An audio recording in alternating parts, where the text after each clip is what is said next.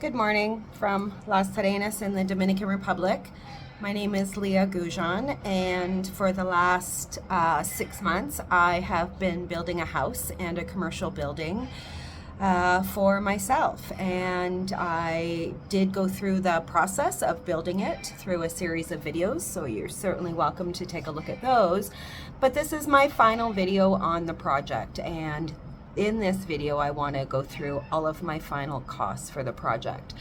Now, I want everyone to keep in mind that the all of the costs would be a year old. Even though the project was finished just this past August, all of the prices, the builder's price, the price of the plans, the well, all of that stuff was given to me a year ago.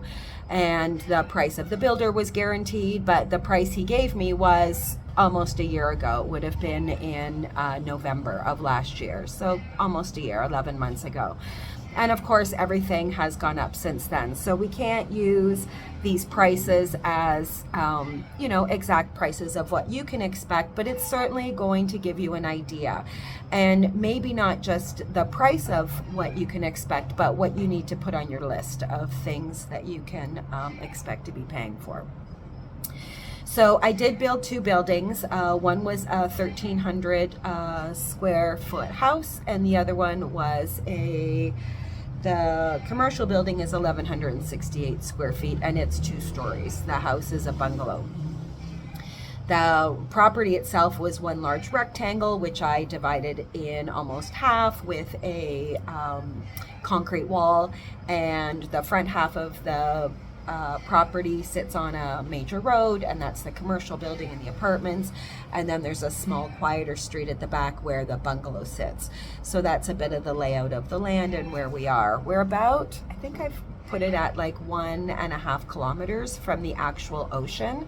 It's certainly walkable. It takes about 15 minutes to walk down there, and we're very close to a small what they call barrio, which is a neighborhood, little, sort of with corner stores and some shops and little restaurants and stuff, and that you walk through to get down to the beach.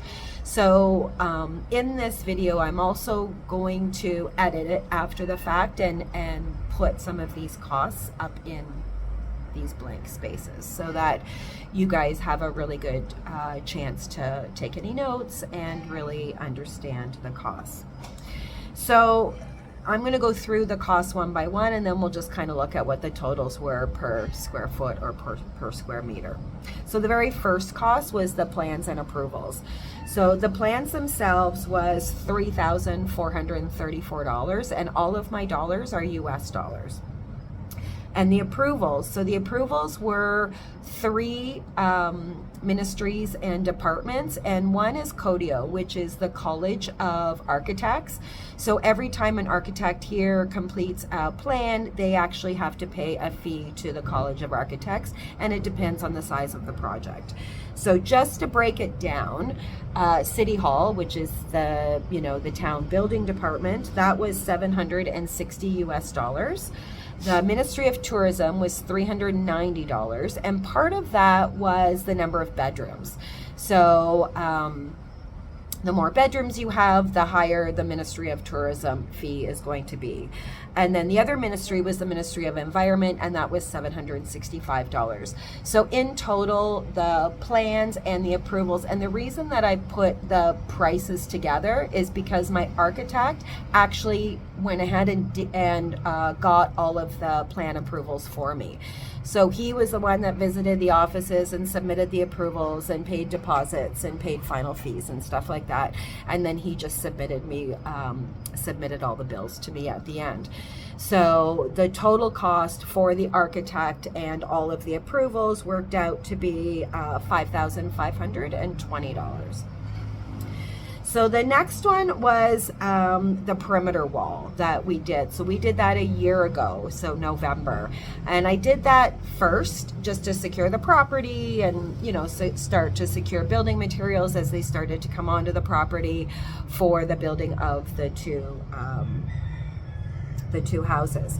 So the perimeter wall, labor and materials included was $24,000, which sounds like a lot of money, but It is a 1,200 square foot property, so it was a lot of wall, and that price didn't include the wall in the middle. The price for the house and the building in front did include the middle wall, but it didn't include the outside perimeter wall. So that was done. It was done by the same company with the same guys, but I paid for that separately, and I paid for that before we started the project of the building. The project of the building didn't start until April, but we did the wall in the previous November. So the next thing we did was the well. There is no town water, so that's the one thing that you really want to check is what services are available on your street. So on my particular street, there was no services for water coming from the water treatment facility here in town, but there was the plumbing for what they call agua negro, which is just your black water, your sewage water. So they've got all the sewer pipes, but they don't have water pipes. So though I didn't have to dig a septic tank, I did have to put in a well. So the well was $3,000, and that included the pump. So then the other utility that I had to bring to the property was electricity. So I started with one account to the house so that we could bring power to the property so that they had power during construction. Once construction was completed, I need an additional 4 accounts to be brought to the commercial building up front, but I'm going to start with 2 for the apartments. Because the commercial spaces downstairs, I'm going to be using myself initially, so I only need 2 accounts upstairs. So for the 2 accounts upstairs, and so it's just, so I have to pay a deposit. So in order to open an account here, they ask you for a deposit, and the deposit depends on usage. When they first asked me for the deposit on the buildings, they sent an inspector. He looked at the buildings, and for whatever reason, he included 5 air conditioning units, which here takes up a lot of electricity. And I have 0 electricity units. I don't have any central air conditioning at all. So he initially wanted, triple the amount for electricity deposits, and I was able to say to him, no, your amount is way off. And then we realized it was because of the air conditioning unit, so I assured him there was no air conditioning. And so that was changed. But the biggest part of this cost was actually bringing the lines to the property. So one of the things that I didn't realize, and I guess I just assumed, because literally on the street out front of the commercial building is a hydro pole, is an electric pole, and it has lines running to the various condominiums across the street. And there's 1,000 condos over there. So for me, it was just, there's the electrical pole right there. The connection is 2 feet away. Super easy, super simple. So I found out literally just the other day that no, the electrical company doesn't own that pole. That pole belongs to the company that runs all of the Wi-Fi lines. So in order for me, and so what I would have to do is either bring a transformer onto my property to account for the 5 separate accounts that I'm eventually going to have. And that cost was in excess of 100,000 pesos. So which is, I don't know what that works out to be, 200,000 or $2,000, just over $2,000 US. Or I can bring the lines from where they have brought a transformer, which is 476 feet away. So I'm just waiting on a price from the electrician. But I had that electrician already bring it the 476 feet once to the house. And that cost was, let me just see here, that was 30,000 pesos. So that worked out to be about $700 US, $600 US. So it's going to be triple that because I have to bring double the lines for 2 accounts and twice the distance. So I've accounted for the deposits and all of the lines at about $2,500. So that's my only figure right now that I'm a little bit guessing because I don't have that final number. All of my other figures are final and paid for. So the utility deposits, and just to bring the electricity, like when I say utility, I mean electricity deposits, and just to bring the electrical on the line to the property was $2,500. And that wasn't expected. I was expecting to pay, I think, about $300 in electrical deposits. So my $300 budget became $2,500. So that was a big difference. Most of the stuff that I budgeted, that I knew that I was going to pay at the beginning, turned out to be exactly that.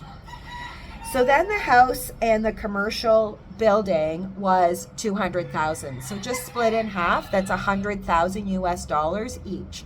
So included in that, of course, was the entire structure finished with paint on the wall. But it also included all of the electrical and plumbing.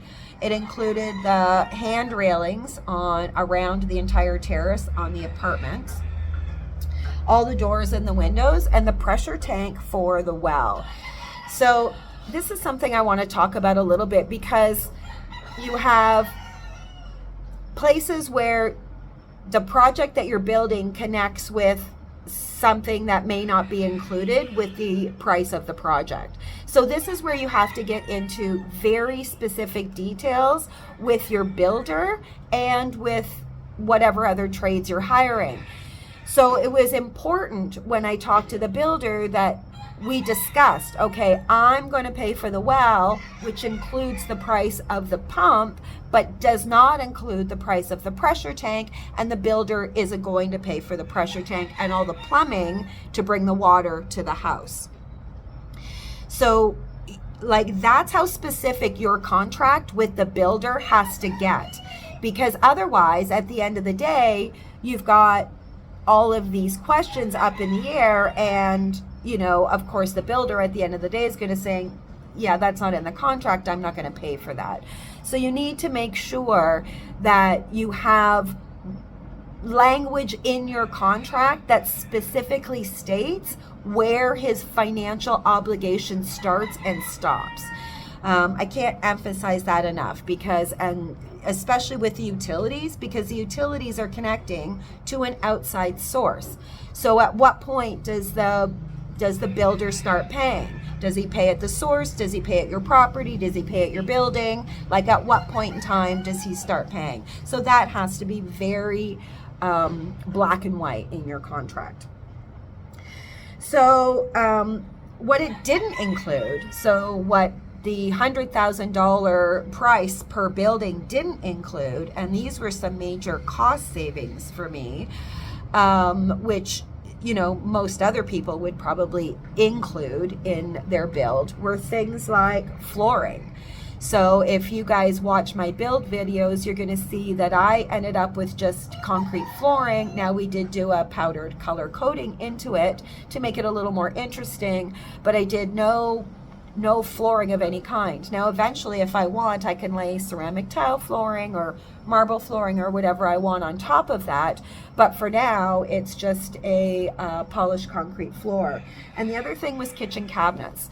So here, wood is very expensive, and I literally had the builder do zero wood. So no cabinets, no shelving, no closet shelving, nothing at all. Everything he did was concrete block. But I have the ability to add kitchen cabinets later on when I choose to do so, and when it works into the budget. The one thing I did have him build in the kitchen was a pantry. Now, there's no wooden shelving in that pantry. I'm going to be doing that myself, but it will account for the fact that I don't have the kitchen cabinets. So for me, I haven't had upper kitchen cabinets for the last 5 years, so I knew that I could easily function my life without kitchen cabinets. I know some of you may think that would be a little bit difficult, but again, these are ways that I decided that I was going to save. And kitchen cabinetry here, the same as in any country, is a very huge expense. So that was a big cost savings. And then of course, things like your mirrors and your towel rods, your curtains, your curtain bars, all those sorts of things, appliances, those start to add up as well. So anyway, so those are the things that weren't included. So when we take a look at all of the money that I paid, so the house is, like I said, 120.8 square meters. So that's about 1,300 square feet, and it's a bungalow. The 2-story commercial building is a total of 1,168 square feet, or 108.5 square meters. So if we take so what I did was, other than the 100,000 and the 100,000 for the 2 buildings, I just took everything and I broke it in half. So that worked out to be an average of $1,055 per square meter. So, and I know I've seen builds here for as low as $900 per square meter. Oh, sorry.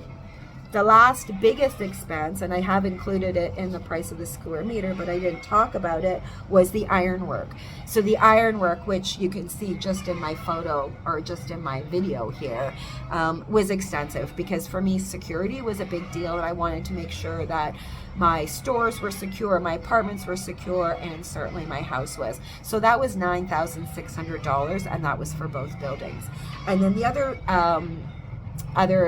cost that I did include in here was the lawyer's fees.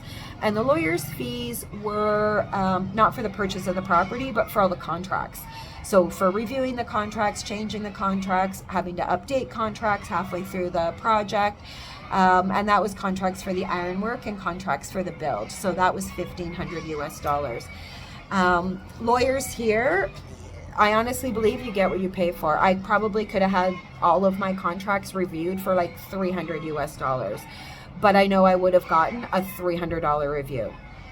I much prefer a $1,500 review, because I think the $1,200 that I spent extra, I will save at the end of the day in headaches. And in my experience, 25 years real estate experience, I'm going to pay for that lawyer to make sure that those contracts are ironclad, rock solid. So that for me was a huge importance.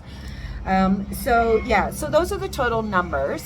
And I'm going to, like I said, as I'm reviewing them, and also in the description of this video, I'm going to go through all the numbers as well, especially the list of departments that you need approvals from.